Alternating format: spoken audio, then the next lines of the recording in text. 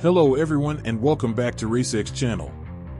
I'm Dave, a professional mechanic and instructor at RaceX Academy, where we offer online courses on car and motorcycle mechanics for beginners and experts.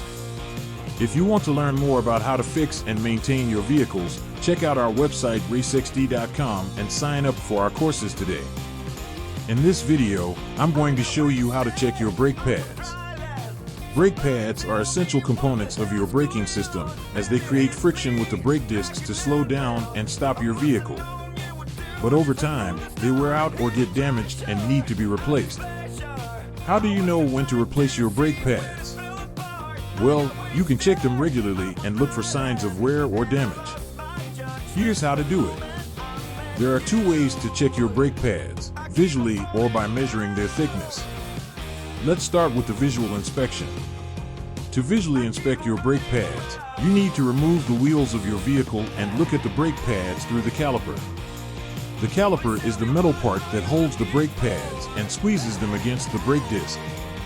You should be able to see the friction material on the brake pads, which is usually a dark or metallic color.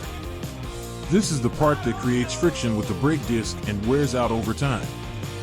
You should look for signs of wear or damage on the friction material, such as cracks, chips, or chunks missing. This means that the friction material is breaking apart and losing its effectiveness. Grooves or uneven wear. This means that the friction material is wearing out unevenly and may cause noise or vibration when braking. Glazing or shiny appearance. This means that the friction material is overheated and hardened, which reduces its friction and performance. Contamination or foreign objects. This means that the friction material is dirty or has something stuck on it, such as oil, grease, or metal shavings, which can affect its friction and performance.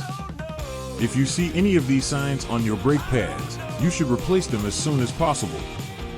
Driving with worn out or damaged brake pads can compromise your safety and cause more damage to your vehicle. However, sometimes you may not be able to see any signs of wear or damage on your brake pads, even if they are worn out or damaged.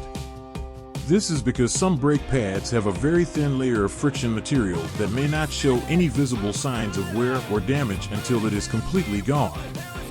In this case, you need to measure the thickness of your brake pads with a gauge. To measure the thickness of your brake pads, you need a brake pad gauge, which is a tool that has different notches or steps that correspond to different thicknesses of brake pads. You can buy one online or at an auto parts store. To use a brake pad gauge, you need to insert it between the backing plate of the brake pad and the brake disc. The backing plate is the metal part that supports the friction material on the brake pad. You should insert the gauge at the thinnest part of the brake pad, which is usually near the center. You should then read the thickness of your brake pad from the gauge. The gauge will tell you how many millimeters of friction material are left on your brake pad. The minimum thickness for brake pads varies depending on the type of vehicle and the type of brake pads, but generally speaking, it should be between 2 and 3 millimeters. If your brake pads are below this minimum thickness, you should replace them as soon as possible. Driving with thin brake pads can compromise your safety and cause more damage to your vehicle.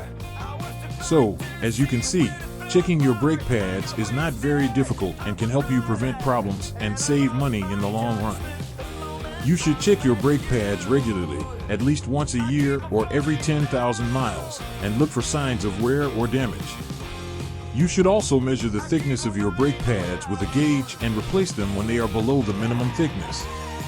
By checking your brake pads regularly, you can ensure that your braking system is working effectively and that your vehicle is safe to drive. This will improve your comfort and confidence, as well as extend the life of your vehicle. I hope you found this video helpful and informative. If you did, please give it a thumbs up and subscribe to my channel for more videos on car and motorcycle mechanics. And don't forget to check out racexd.com for our online courses on how to fix and maintain your vehicles like a pro. Thank you for watching, and I'll see you in the next video. Bye for now.